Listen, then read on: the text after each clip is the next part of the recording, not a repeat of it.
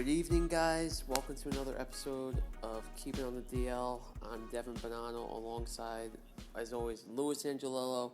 And we got a very special guest. We got Lou's little brother, really should be the big brother, maybe a little bit, Giancarlo.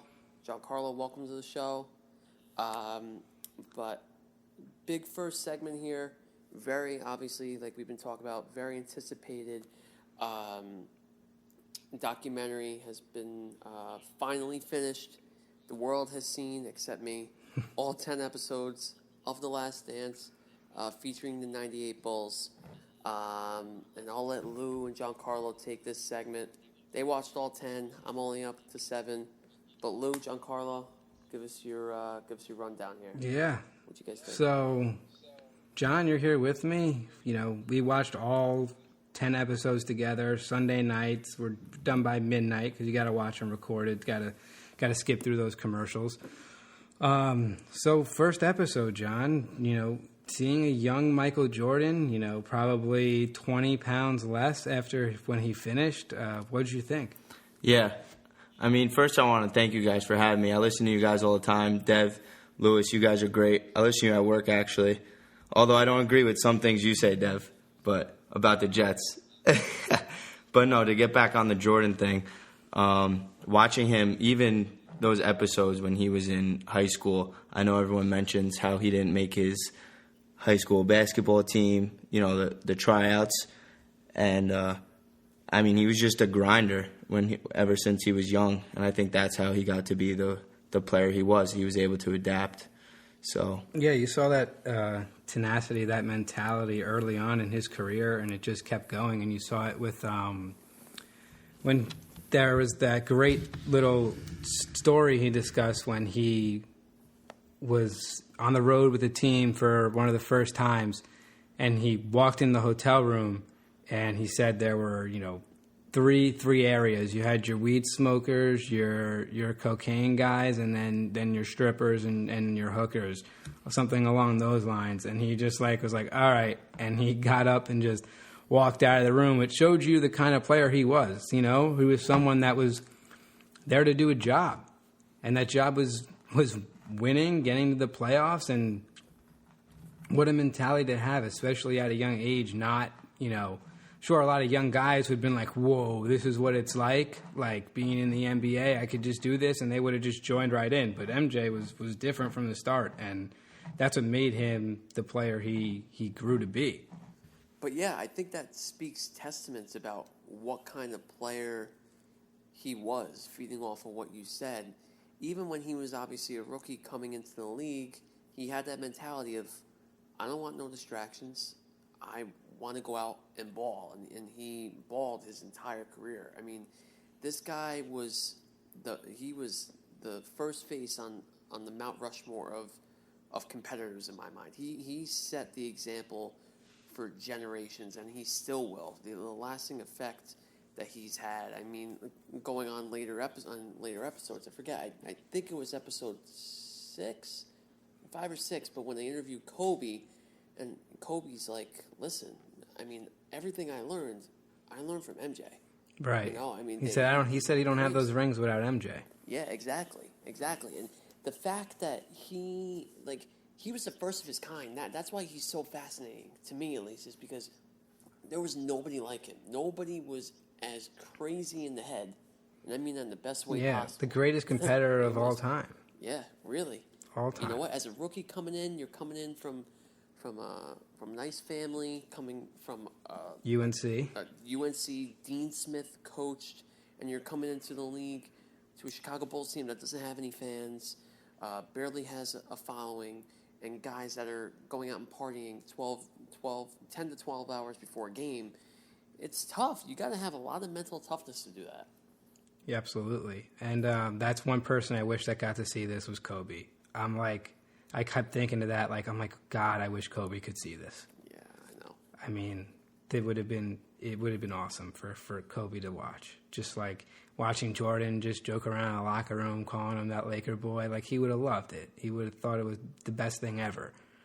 Oh, it's sad. Let's not talk about it. I know. Still can't wrap my head around that. Yeah. I really can't. 2020 sucks, moral of the story. Yes. Yeah, and then, you get into the Scottie Pippen phase when Scottie Pippen joined MJ, and MJ got his, his Robin. He was being Batman. He got his Robin and Scottie Pippen.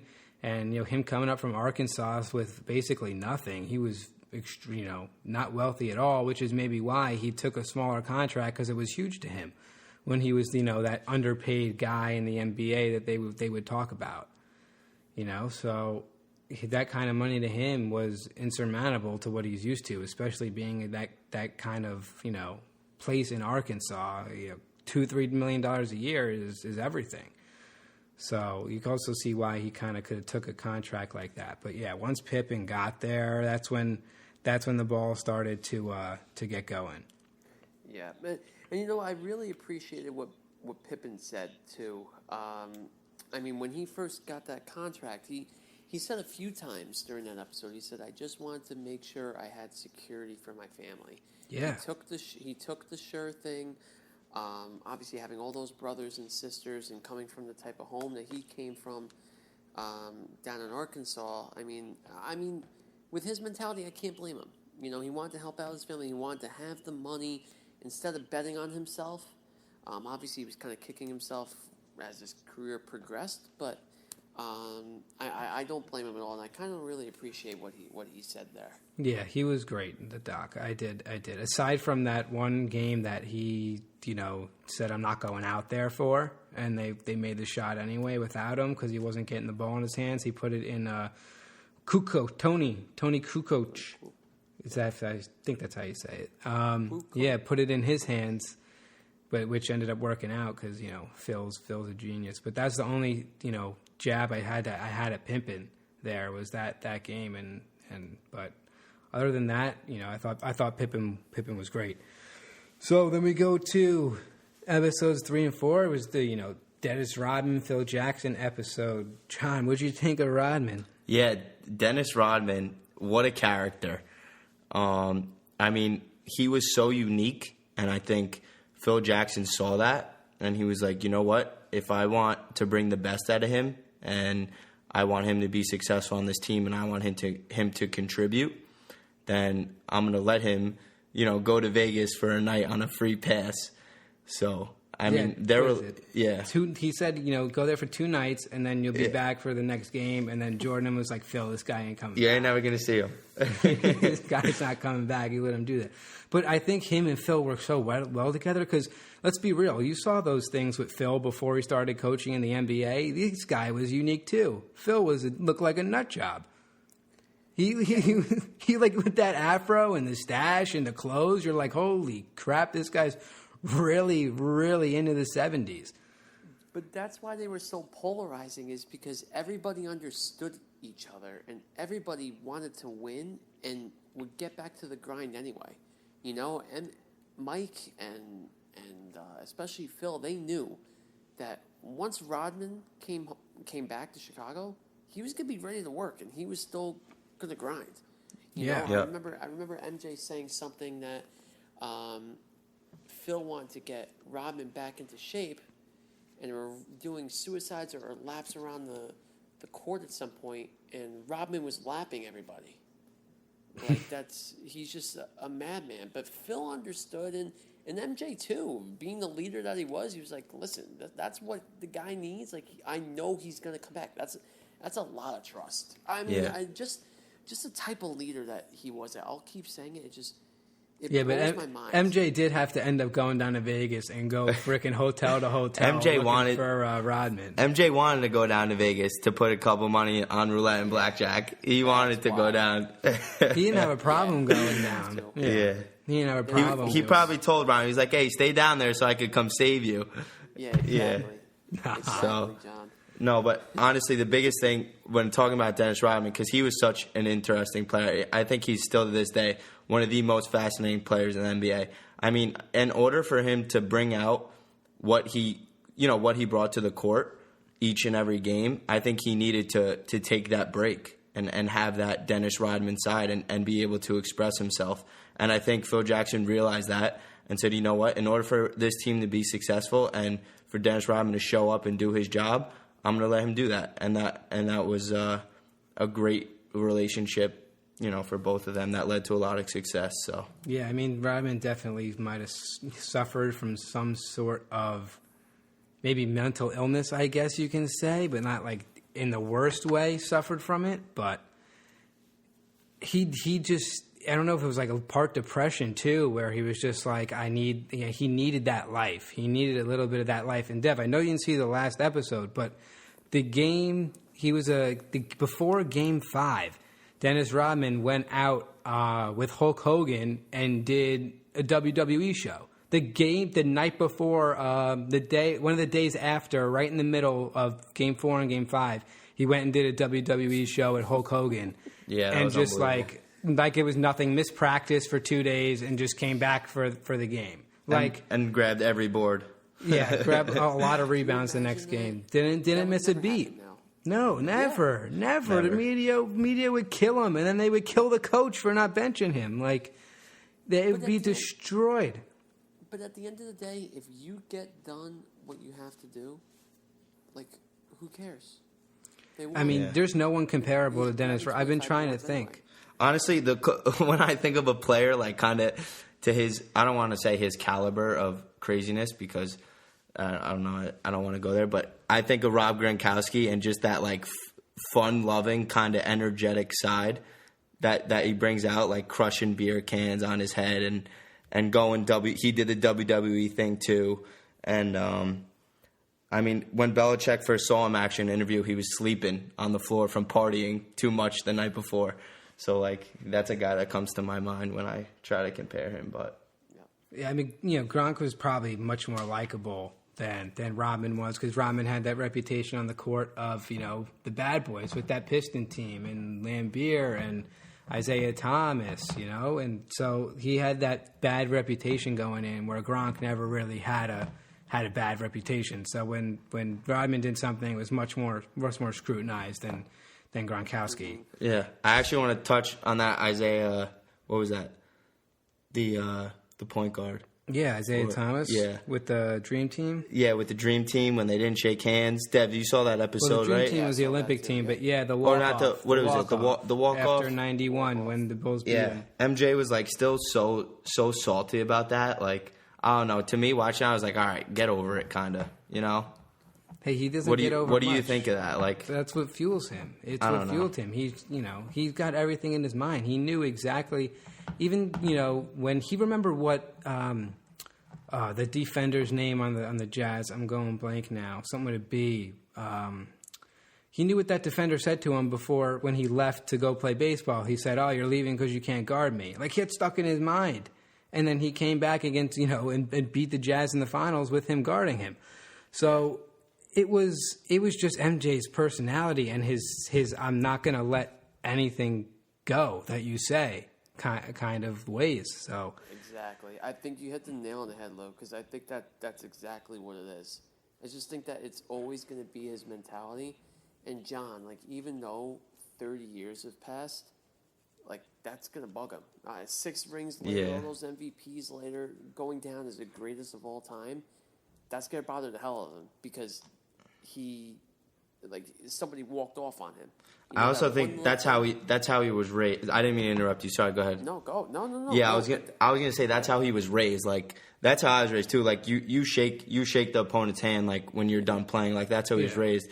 And I think you can't look down on someone for kind of maybe being raised differently and having a different viewpoint. But I don't think it was a knock at his talent or a knock at. No, it wasn't a knock at Michael Jordan. I think Mike took it that way, and I think it's kind of childish of him to still, carry that chip on his shoulder and, like, not even. Hey, if MJ hears this, he's going to carry a grudge against you, John. Good. Period. Listen, I mean, that's the kind of guy. Let's go. He is. I hope MJ challenged me to a round of golf. Let's go, MJ. If you hear this. Yeah, he's going to want it. Yeah. But oh my God. I mean, the one thing though, MJ did say, Isaiah Thomas is a top 2 point guard of all time. Like, he realizes how great Isaiah Thomas is. He doesn't, like, put that in the mirror and says he stinks, he's terrible. Like, Isaiah Thomas is out here saying, oh, Larry Bird and Magic and Kareem, are all better than Jordan. Jordan didn't do that, Isaiah Thomas. He said Isaiah Thomas is a top 2 point guard of all time, Nothing, with that kind of thing. And the walk-off with the Pistons was, I'm not saying it was, okay that it happened. I don't think it was okay. But it was when they beat Larry Bird and the Celtics. Like, don't forget, like, the Celtics pretty much walked off the court, too. Like, they kind of just did, like, a little wave and then left the court. Doesn't they weren't as... No, and absolutely right. Doesn't make it right that it happened. But that's where they got the idea from. That stuck in their head that, all right, you know what? Fine. They won, they beat us, and they just kind of left the court. I think that's kind of where the idea came from. But I want to say two things. Going back on what John said, like how he wasn't raised that way, or how we weren't raised that way, because I was obviously the same way.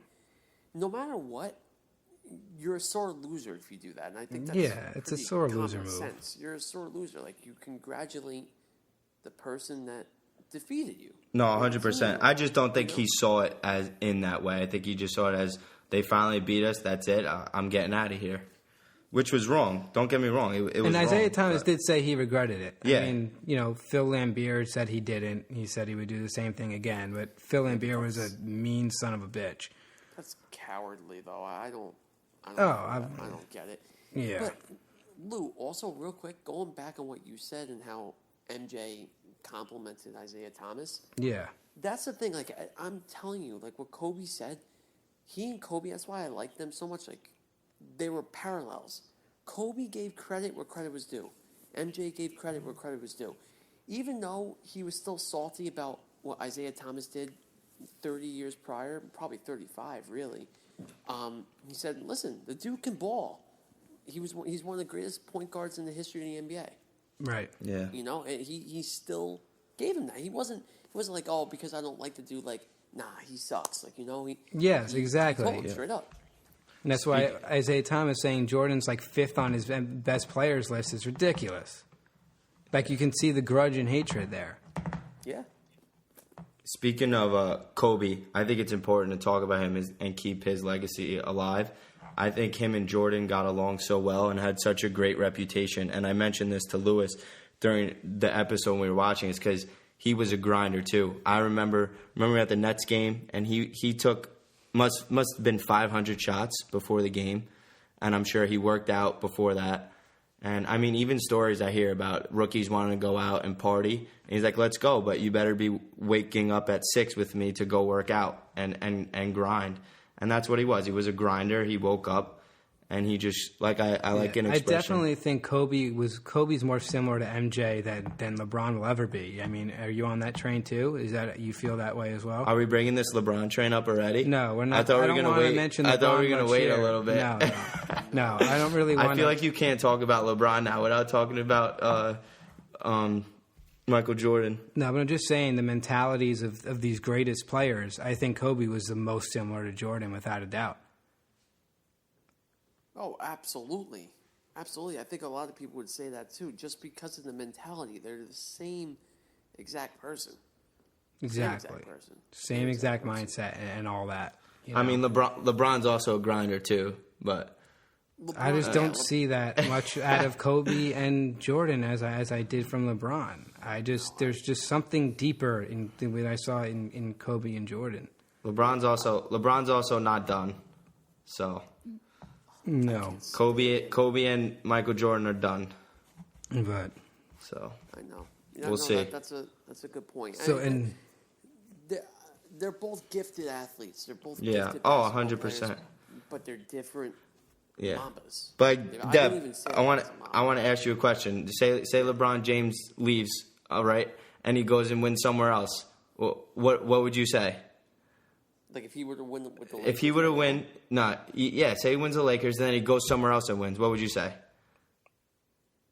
He's still not better than MJ. Exactly. Because he had to leave. He had to leave. Whatever. You're always gonna have that devil's advocate against him. I don't know. It's just the LeBron Michael effect, especially since his documentary came out. It's just grown tremendously. And MJ was trying to make his team better and everything, and he was going to challenge you in practice, and he was going to piss you off, which is what we also saw in an episode. His just will to get under, just people's skin and make them reach to another level that he never had, where LeBron's more like, I got no use for this guy, get him out of here, we need to bring somebody else in. Jordan didn't do that. He didn't do that. He didn't trade people. He didn't say, I need this guy off the team. Even when you saw it when he went in the Olympics, when they played Croatia, he went in Kukoc, and he was like, Pim and Pippen were mean to him, man. They shut him down. And then they respected him because in the second game they played, he put up 20-something points and had 10 assists, whatever it was. But then he came into the Bulls, and, they made, the effect that Jordan had on all these players is unbelievable. I mean, LeBron makes shooters look good because he's such a good passer, and he gets guys open when he's in the lane. But he I feel like he doesn't push his teammates to be better the way Jordan did. And it's just a special trait that Jordan had there. Exactly. Yeah, and that's what separates MJ from everybody else, no matter who you're going to say. It's the leadership mentality tied into the winning mentality. It's very hard to find a guy like that. What'd you think of his baseball experiment there? I mean, I've always, obviously, everyone's pretty known about it, but I haven't gotten to those episodes yet, but I've done my homework. Oh, you haven't gotten those. I was just wondering if you got to that episode. Okay. No, I haven't gotten there. But, I mean, from what I've read, and I never thought about this, the fact that this dude hadn't played baseball in more than 10 years, went right to Double-A and batted 200 is insane. I mean, you know what? Tebow did pretty good, too, for going right to the minor leagues. Tebow. You got to show Tim Tebow some love on Keep It on the DL. Always. Big Tebow guy. Big Tebow podcast. I mean, Tebow did it, too. But, yeah, I mean, honestly, and then the main reason I think he started going back to the NBA was once he heard that there might be a strike in the MLB, he was like, all right, I got to go.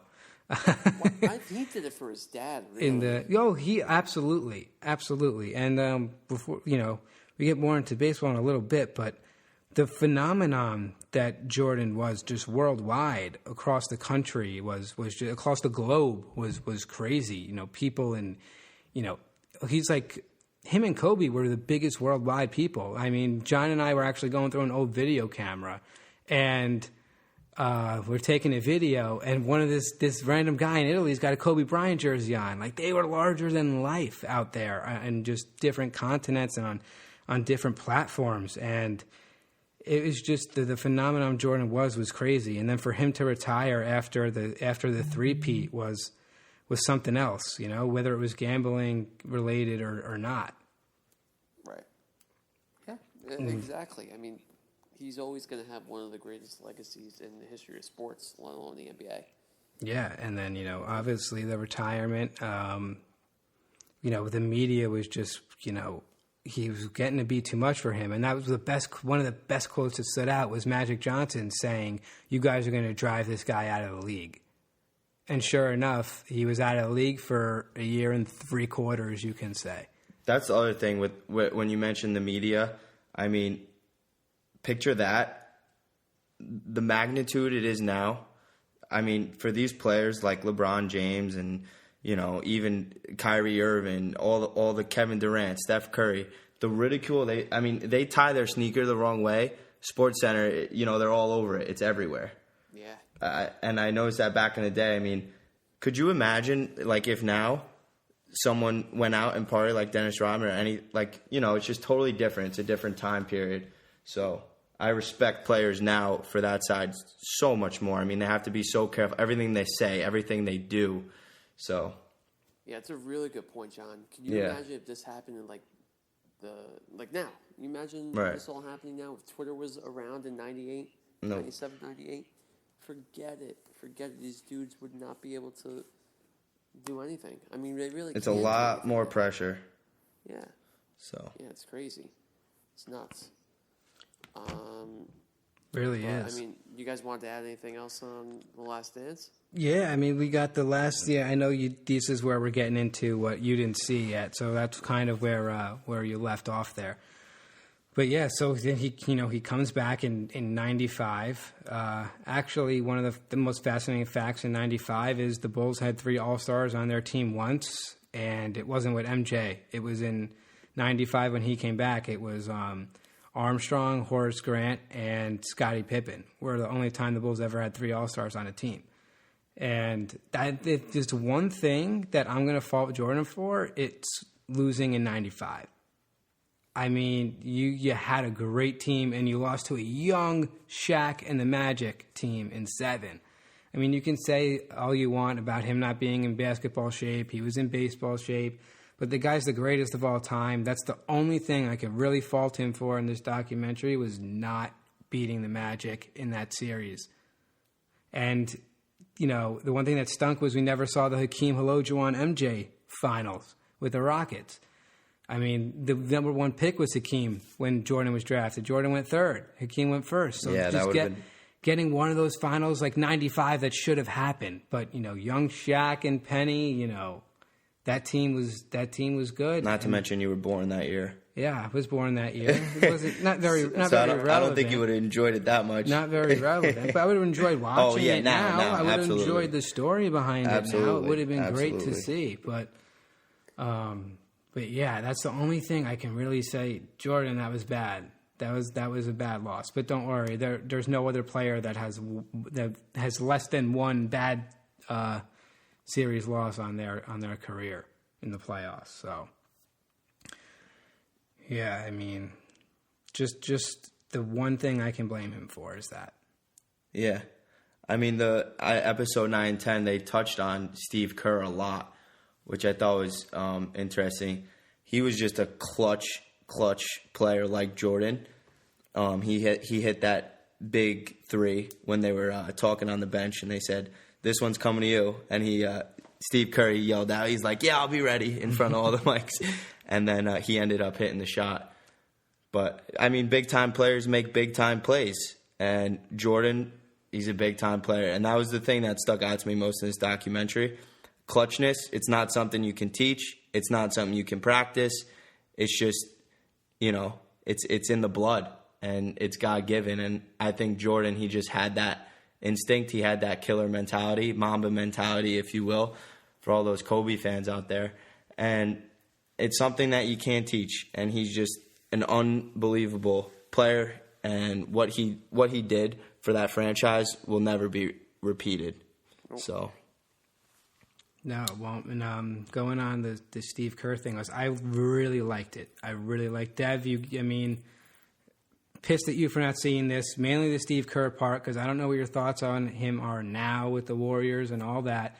But, I mean, just growing up and just being in college and finding out that, you know, your father was murdered at a phone booth.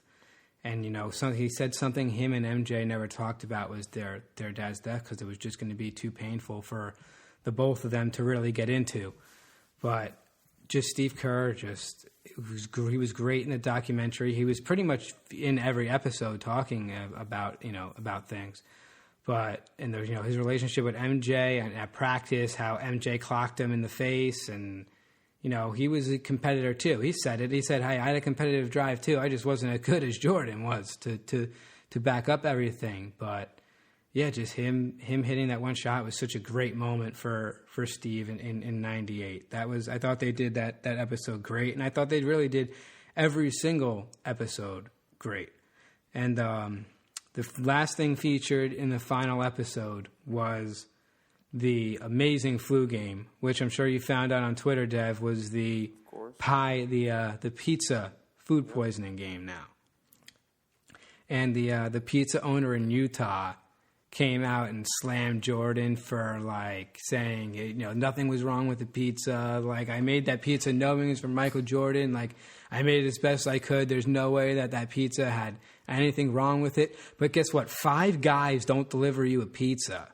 That's 5 guys deliver you cheeseburgers, right? Yes, 5 guys deliver you cheeseburgers and fries. 5 guys deliver you. 5 guys do not show on your doorstep with a pizza. Something was done to that pizza, and yeah, well, it was food poisoning.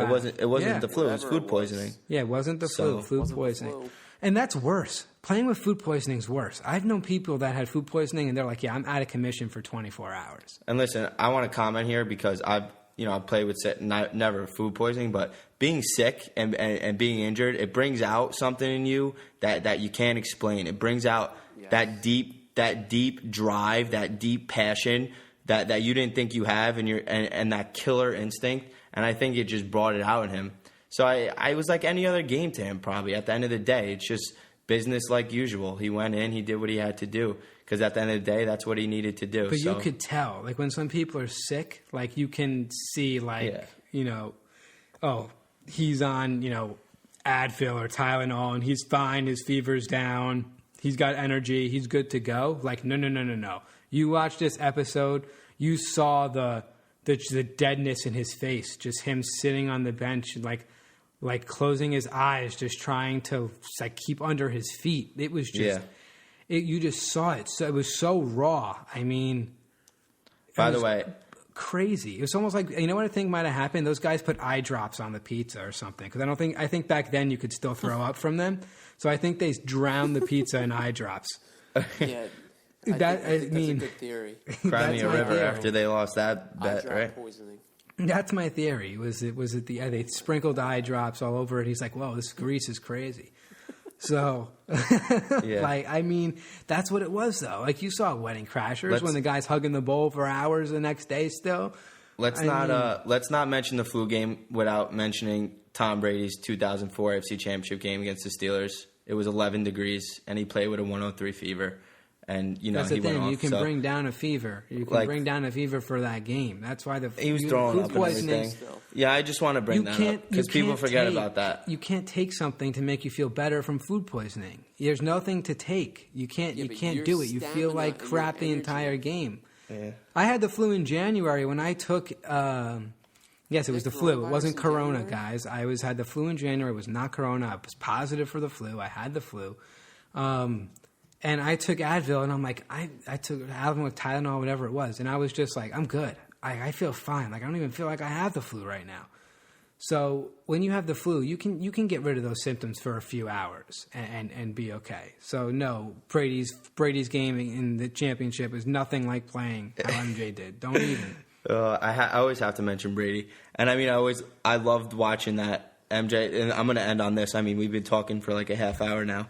I could talk about this all day, but to grow up watching Tom Brady and that killer instinct and just the drive, the commitment, dedication, I mean, I saw that in MJ, and that's why they're so great. And I think for any player, they have to be so dedicated and at the end of the day have that clutch gene to take over. And there were so many moments with Jordan where I saw that, and it was like deja vu where I saw that with Brady, so... Yeah, I mean, I wouldn't disagree by saying Brady is the Jordan of the NFL because he really is. I mean, the guy never. I mean that you can. Well, say we'll that see if Patriot, he wins with Tampa, like Jordan didn't win with the Wizards. Jordan, he's not going to win with Tampa. He told you his clip's coming. I'm not here to talk about Brady right now. Okay, you're right. You're right. But yeah, I mean, I'm okay with calling Brady Jordan of the NFL. They both have that competitive drive, and those dynasties with the Patriots lasted since 2000 till 2019. Unbelievable. I mean 2000, 01 to 19 was a huge dynasty for and Brady. Dev, you're a Jets fan, so you feel the pain. Dude, I am pain. I mean, Dev, honestly, we could take 2 minutes to talk about it because I never talk about it. I want to talk about it. Lewis always talks to me off the air about how the cliff is coming. Is there anything else you think Brady can actually pull off here? He didn't comment on the cliff. He said he'll believe it when he sees it. That's exactly. So I'm not writing Tom Brady off at all because it's always blown up in everybody's faces. I think the Bucs are what, fourth to win the Super Bowl? Would you put your money on them or no? No. I don't know about that. I mean, listen, I'm not counting them out, but I mean, listen, their offense is going to be awesome. I just don't know too much about the other side of the ball, to be honest with you. And I mean, anytime you have Tom Brady at quarterback, listen, that defense is going to be top 10. So no, it's not. Brady brings out the best in everyone, just like Jordan did, and he's going to bring out the best in that defense. Next time we're going to have John on is when the Bucs are 4-10. Go. Okay, Listen, that's the next time we're going to bring John on. After they lose to the Giants on Monday Night Football, they're going to lose. I'll be at that game. Okay. Hopefully. Yeah, so we'll have John on when the Bucs. Yeah. Every time the Bucs lose, we're going to bring John on. So we'll see John probably 10 to 12 times. We'll see. We should make a bet since it's on air. We should make a bet now, bets. so we could go back on air I think everyone buy would love groceries that. for a month, Lou. If Oh, anything, he wouldn't be worse able to than pay my 10 cents. food bill, Dev. He wouldn't be able to pay my food bill.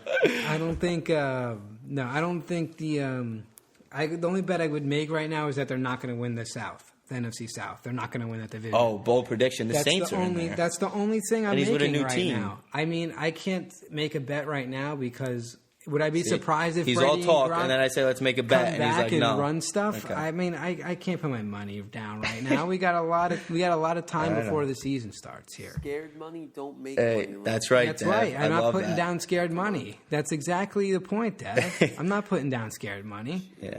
All right, Dev, listen, I just wanted to say goodbye, get the opportunity since we're closing up on the MJ. Once again, it was nice getting to talk to you. I appreciate you having me on. You guys are great. I can't wait to listen to more of this later. Yeah, So. John, thanks, man. You're the best. Thanks for the insight. All right. You're coming back on when the Bucks win the South. I can't wait. I'm looking forward to it. All right. All my right. man. Thanks, Dev. Thanks, Lou. Yeah, dude. Talk All to you right. soon. Have a good All one. right. Yeah, you too. Yeah, so All right, well- John, thanks for joining us. Yeah, no, that was Little great. Lance Dance stuff. Any final comments on it? I mean, I'm good. I got it all out. I thought it was one of the best documentaries I'll ever see. Yeah, and you know what? It's gonna be a trailblazer for more documentaries to come, and it's already happening. They're making the Sosa and McGuire one, the summer of the summer of 90? I think that's 98 too, isn't it? Yeah, it's around Summer of then. 98. I know they're making a few. Magic Johnson's coming out with one. Also, Lance Armstrong's next week. Yeah, Lance Armstrong too. So, I mean, they're going to set the precedent. It's going to be tough to beat it, though. I mean, I really liked how they went back and forth. I know we talked about it a lot. It's going to be the last thing we say, but really, really well put together is worth the wait for sure. Yes. All right, heading into some more current stuff. Real quick for probably the last 10 to 15 minutes. Not a ton of talk, obviously, going on still with this coronavirus stuff, but it seems like we had 1 million arrests in the NFL this week. I'm going to leave this up to you, Lou, because you obviously are a lot more involved. Yeah, I was. I mean, I was following this Baker thing since they said, he was going to be the center of the defense, as Joe Judge said. I said, wait. I was like, DeAndre Baker's going to be the center of our defense? And then all of a sudden, boom, him, Dunbar, arrested, and you just keep shaking your head like, what is wrong with this guy? Like, we're in a pandemic right now, and you got to go out and do all this stuff. It's unbelievable. And it was upsetting to see, and you hope he's innocent. I know that his lawyer in defense saying, his hands are clean in this. They don't think anything's really going to happen. And, I mean, I hope so, but you got the wrong coach now, Baker. Joe Judge is not going to tolerate a damn thing. I mean, you are on the thinnest of all ice. It's barely ice at this point. You're on water that's been lingering at 35 degrees for a long time. Like, it's not frozen at all. Like, one step in the wrong direction and you are done. Like, he will say goodbye. I mean, and Logan Ryan's out there. Joe Judge and Ryan have some kind of relationship. And, he didn't sign with the Jets yet, Dev. I know it looked like that, but I don't think he's inked yet. No, he's So- not. So, Yeah, you can go on with that. I know last week you texted me pretty excited. Like, Logan Ryan, great pickup, but it hasn't happened yet. I was, because I was so confused because I saw multiple Jets beat writers and sources saying how they closed in on a 1-year deal and there's nothing. So I don't know. I mean, I hope it's going to be the Jets or the Giants. It's looking like for Logan Ryan. This whole thing with the robbery, like you said, going on during this pandemic, what you're doing. Baker and Dunbar too. doing The same goes for Dunbar. I mean, Yeah, just of Baker's course. just on the Giants, but Of course. I mean, we don't know the whole story. I mean, now little bits and pieces are coming out saying what happened and Yeah. whatnot. and it's like, what are you robbing? but What do you initially- feel the need to rob? You're making millions. Millions, yeah, exactly. And the way that they're doing it, too. I mean, I heard, originally, I know we were talking during the week, Lou, but they had lost $70,000 the night before, gambling. I don't know what they're gambling on since the casinos aren't open. There's no sports to gamble on. I don't know. Hey, I've lost $100 at the casino. That's $70,000 to them, and I don't go around robbing people. I'm surprised you don't seem like that type of kid. Yeah, I'm that type of kid. Yeah, I know. But hey, listen, the other arrest was Ed Oliver down in Houston. He got arrested on some DWI charges. And gun charges. Yeah, gun charges and illegal firearm too. It's just like, that's another guy. Like, what are we doing here? Yeah, I don't know. I mean, from a Jet fan standpoint, the first thing you have to think of is the Week 1 matchup with the Bills. If they don't have Ed Oliver, arguably the anchor on that Bills defense, that'll be a big loss. He's going to get something. Goodell really rarely gets these things or lets it slide past him. But we'll see. But we had some NFL news, and that's the NFL news that we had this week. Yeah, that was that Oliver thing. And one and more. The Rooney Rule. Cody Latimer, arrested on 5 charges in Colorado, including an illegal discharge of a firearm. Yes. Like, oh my goodness. 4 guys in the matter of a week? I mean, it's not a good look for the NFL. And you have other NFL guys, coming out and saying, like, it's a small percentage of the league. This doesn't represent everyone, blah, blah, blah, blah, blah. And, yeah, you have a point. I know it doesn't represent anyone. I know there are good guys in the NFL, guys who aren't, you could call these 4 people, they're thugs. They're not, they're not all thugs in the NFL. I'm aware of that. I know there are good people in the NFL, and they do a lot of good things. But you can't tell me the NFL doesn't have a problem here. I didn't see anyone from the MLB get arrested on gun charges during this pandemic, or the NBA in this pandemic, or the NHL in this pandemic. I didn't see anyone get arrested for things like this. The NFL's got 4 people. As far as I know, Sean Payton and Von Miller are the only 2 that tested positive for this coronavirus. So they got more people arrested than testing positive for a pandemic virus during this time. That's a good point. I mean, you can't say that it's not a problem. It is a problem.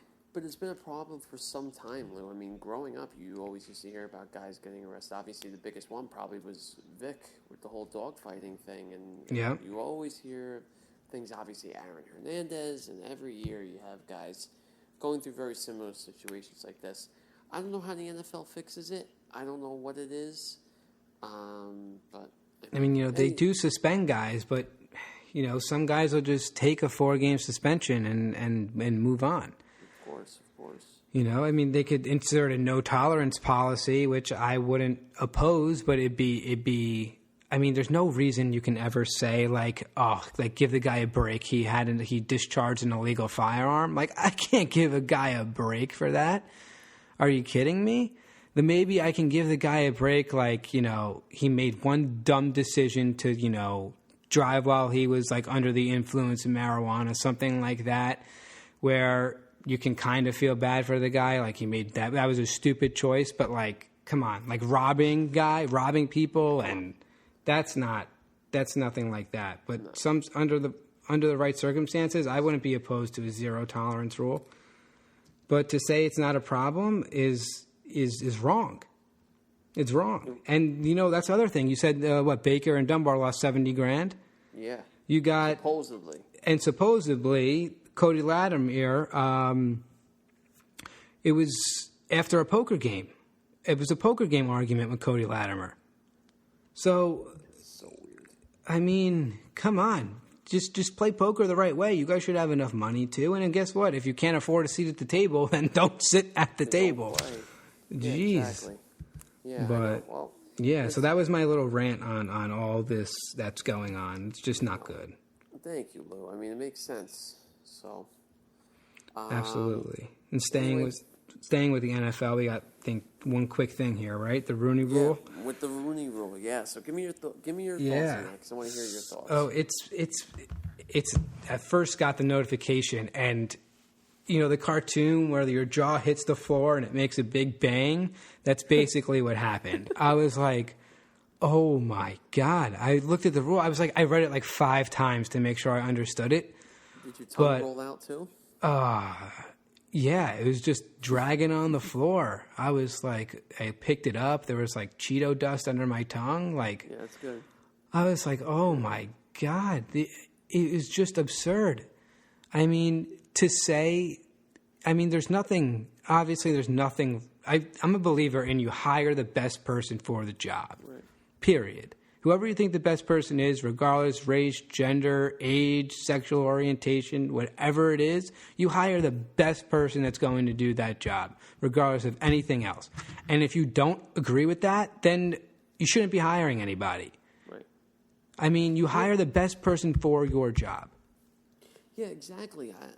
I think we're way overthinking this. I don't think that this is as big of a problem in the NFL as people think it is, and Goodell does. I think it's very weird. I mean, you had who was just the coach out in Denver? He was African American. I forget In his name. Denver, Caldwell? No, he was not Detroit. Caldwell. No, or L.A. I mean, there's been African American head coaches, and guys are still getting interviewed. And Eric Bieniemy of the Eric the Enemy, yeah. Bieniemy, I can never say his last name. I know. I literally say it. I say the enemy really quick, and it works. Yeah, that's what I just tried to do. Just say Eric the Enemy. Yeah, Eric the Enemy. You just say the enemy really quick, and it flows. But honestly, Eric the Enemy, he's say it faster, faster. Coaching job. He's gonna get a head coaching job soon. Yeah, I mean, you could say he was deserving of it, absolutely. But you can also see why, right? But you can also see why the Giants hired Joe Judge. If a guy, once Joe Judge said his conference, all Giants fans totally flipped their opinion of him. They're like, who's this no name we're hiring? He said he was a wide receiver coach with the Patriots. The wide receiver coach sucked. But no, he did a lot with the special teams in New England, and we all know how good New England special teams have been over the last decade. So clearly. You saw his interview, you saw his stature, and you go, yeah, I probably would have hired that guy too. Right. So he got a lot of crap too. I mean, I think it's an even playing field. I don't know if any teams are really pressured to hire. Well, you can say I more hope that it's an even playing field. I'm not going to say it definitely is because I don't know, but I'm going to say I hope it is an even playing field. But that's why this is perfect, an even playing field. That's what everyone wants, correct? And now, I know we still didn't mention what the Rooney Rule is. Here it is. It would give teams better draft pick positions in the third round. So if you hire a minority head coach, your third round pick moves up 6 spots. If you hire a minority general manager, your draft pick moves up 10 spots. If you hire both, you move up 16 spots. You can move up into the second round. Oh, my God. So that, it's not passed yet, thank God. But talk about a level playing field. That's not a level playing field at all. Imagine you're saying you hire a white guy, you're going to move back 6 spots in the third round. You hire a white GM, you're going to move back 10 spots in the third round. You hire both white guys, you're going to move back 16 spots in the third round. I mean, it's just absurd that's what they're trying to push. I understand they're trying to push minority coaches and minority owners. I get it, and GMs, I get it. It makes sense because a lot of these players are minority. But then what if I was like, oh, Dev, hilarious. I was trying to think of a Giants white wide receiver, and I couldn't do it. I was trying. I was going, he was not a receiver. He was a tight end. I was trying to think. I know he was the closest one. I mean, the Giants have always had white tight ends. They had Ballard, they had Chalky, they had Pasco. I mean, I just couldn't, Kevin Boss, I just couldn't think of a white wide receiver for the Giants. I'm going, okay, the Jets had Eric Decker. The Jets had Eric Decker. Yes. And I'm going around. I was thinking of other teams, like the Colts had Austin Collie. I'm like, wait, what the hell? And I couldn't think of a Giants white wide receiver ever since, I'm sure it was back in the day when their face masks weren't even a thing. But, post shoulder pads and face masks, I really could not think of a white wide receiver. So anyone listening, gladly comment and tell me a white wide receiver for the Giants, because I am extremely interested to see the names that we come up with here. And the last white running back for the Giants was Peyton Hillis. That I knew. But even he was like a backup and ended up getting cut. And then I couldn't really think of many before that. Yeah. Yeah, then you had the fullback, Madison Hedgecock. The white guys got to be fullbacks. Yeah, always. But, yeah, it was just weird. But then I was saying, if we're going to do this with coaches and GMs, then it's like, all right, I think every roster needs to carry a white running back. Honestly. I mean, it's obviously not. And obviously they're not, because there are other people out there that are better than them and they're the better man for the job. And I'm not saying that black people are the bad man for the job. I'm just saying that they're hiring the best person for the job, if you believe it or not. That's what they need to, think. And I don't think there's anything wrong with the modification that they came out with, saying how, you'll get, you won't, there's no incentive. It's mandatory. You have to you have to interview 2 minority head coaches for the job and at least 1 for a coordinator job. There's absolutely nothing wrong with that. Absolutely nothing wrong. If that's your agenda you want to push, that's fine. That's the right way to do it. You get more guys opportunities. And that's what this is, giving them more opportunities, not giving these owners a bribe to hire the right person. It's a bribe with these draft picks. I mean, it is a bribe. I'm all about the opportunity, getting them more opportunities. That's fine. Nothing wrong with that. Unbelievable. I don't know.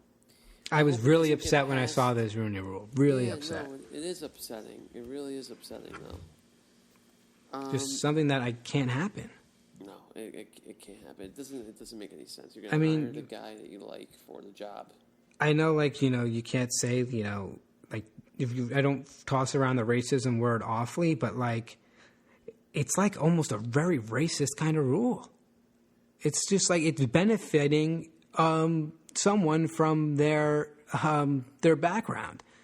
It's benefiting someone for who they are, regardless of anything. It's just I just couldn't disagree more with the rule. And even black athletes have spoke out about this. Donovan Mitchell said, "Did I really just read this right?"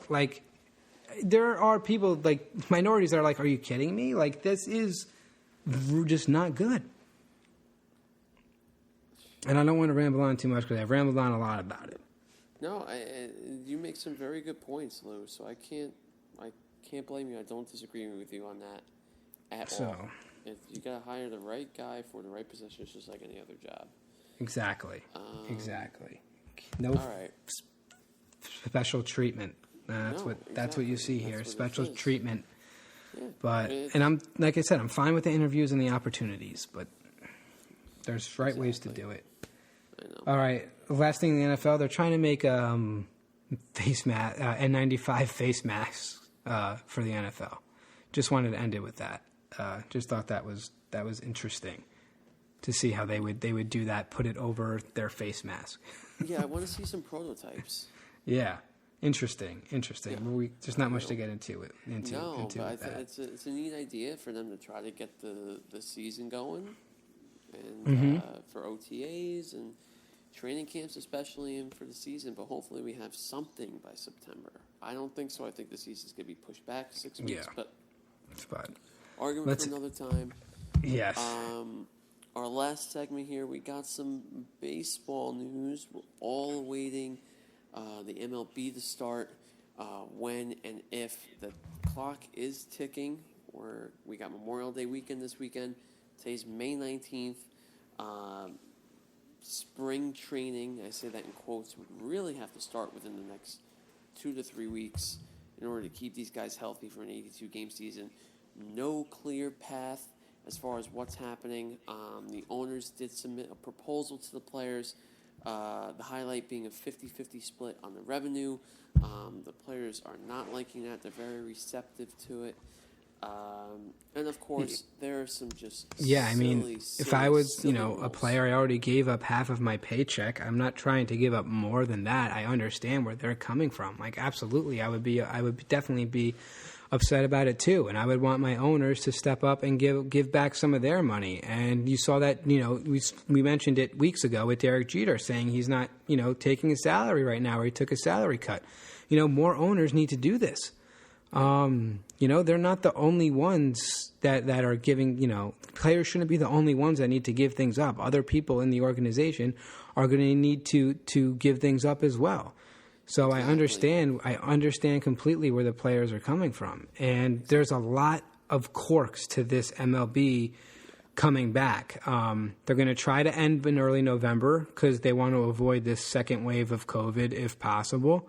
I always think they should have ended in early November. I don't want to see the season go past November 15th because I want them to be on track for next year, because I feel like this year is just a toilet of a season, and let's get going right next year. So you don't want to delay anything there. So, but then there was a whole lot of weird things that the NBA MLB was trying to push. You know, they don't want guys spitting. They don't want guys chewing sunflower seeds. They don't want guys high-fiving. They don't want guys hugging. It's like solitary confinement in the dugout. Like you're confined to your spot for the whole game, and like you really can't move. And if some guy hits a home run, you can't like give him a high five coming into the dugout, which it would just be sad to watch. It would just be sad to watch, and your love for the game would be lost a little bit. I feel like, Yeah. you know, a passion there wouldn't be the same. Yeah, exactly. There's just way too many strange things that don't make any sense to me, and too many things that people subconsciously, the players are not going to listen to. I mean, you can't spit, you can't share the water or the Gatorade coolers. Yeah. There's not going to be any bat boys or ball boys.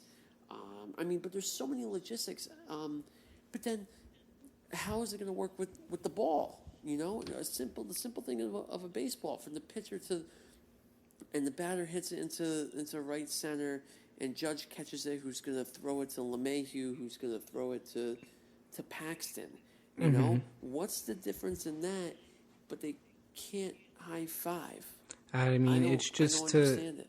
I don't know, it's just to show, I guess, try and show the players that they're really looking out for their safety, but this goes just too far with it. I mean, telling some people to stop spitting sunflower seeds on a baseball field are telling, like, smokers after 20 years, like, you need to stop now. And just, like, quit cold turkey. Like, some of these guys, it's just sunflower seeds is just a ritual for them, and they just need it. It's just crazy. Like, you're not spitting sunflower seeds into another guy's mouth. Give me a break.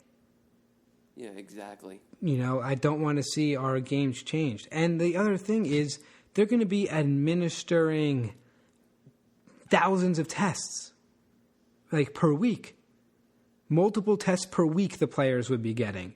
And they wouldn't shut down due to a positive test. They would just make that person quarantine, and anyone else. They would just do a kind of contract trail kind of thing. But that's the thing. If you're getting tested and you test negative for corona and someone else tests negative for corona, if you shake each other's hands, how are you going to get it? I don't know. How are you going to get it? I'll keep saying it's way too strange. It doesn't make any sense to me. I just think there's way too many things that have to go into it, way too many obstacles to avoid. If you're going to play it this way, what's the point of playing it all? My gut feeling is that they're going to wash this. I don't see it coming back, unfortunately. I disagree. I think they're coming back. I'm strongly there, and I think they're coming back. Cuomo said, you know, he wants to get things going in New York, which I love to see. Urges New York to reopen. You know, government will be willing and able to partner. So, I mean, they're such revenue too that not even baseball, the world would be losing. You realize how much money they're going to lose by not having fans? But games, but not playing the season. You already saw $640,000 per game they lose. Yeah, but I saw something that they lose more money by not having the fans than they would just canceling the season. I don't know. A lot of things are contradictory here. If you lose $640,000 per game, if you're going to hold a game without fans, you're going to lose more than $640,000 for that game because you have to pay the players. Is that it? Because the players' salaries would then have to kick in. What, are you not going to pay the players for all of 2020? Just they get no paycheck? They're just $0.00 they're making this year? You can't do that. But there's no real progress either, Lou. They're going to rush into something. Oh, I think they're going to rush into something. But I think, you know, you saw L.A. and Texas said, hey, you know, we're gonna open up in June for sports teams to come play. This is going to get going. This is going to happen. It might be a sad way of watching, but it is going to happen. It is. I really think it is. I think it's going to happen. But I do. And actually, the other rule was a correct rule that I like was the DH. There will be a universal DH, which is good for the league. In my opinion. Good. And I hope that stays too. But I mean, that's gonna be all for tonight. Hopefully, we'll have some more topics next week. Hopefully, some better baseball news, better NFL news. With that, thank you guys for listening.